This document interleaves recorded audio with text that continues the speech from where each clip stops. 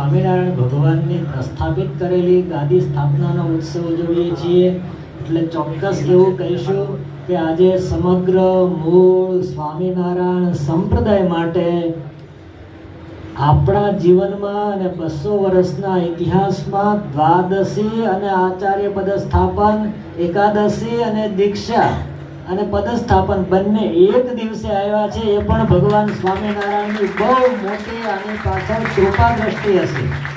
આ સંપ્રદાયને આપ્યા છે એટલે આ આચાર્ય મહારાજને આપણે જેટલા વંદન કરીએ એટલા ઓછા છે.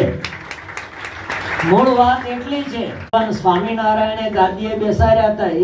એ છત્રીનું, એ જગ્યાનું પૂજન અને આરતી કરવાનું સૌભાગ્ય જેને મળે ને, એ જ વડતાલના વર્તમાન ગાદીપતિ 22 વર્ષથી માથે પાગ મૂકી આ સત્સંગને સુખ આપે છે ને, એ જ આપણા આચાર્ય મહારાજ છે.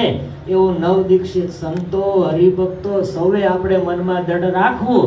અને તમારા સૌની જાણ માટે આ મહારાજશ્રીને કેવું સૌભાગ્ય મળ્યું છે.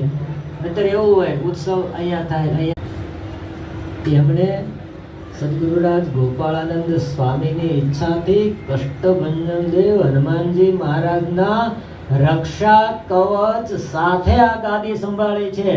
એટલે બહુ અપ એન્ડ ડાઉન આવ્યા, પણ એ ગાદી ઉપર અડીખમ છે. જેને મનમાં એવો સંકલ્પ થતો હોય કે આ ઉત્સવ તો લક્ષ્મીનારાયણ દેવની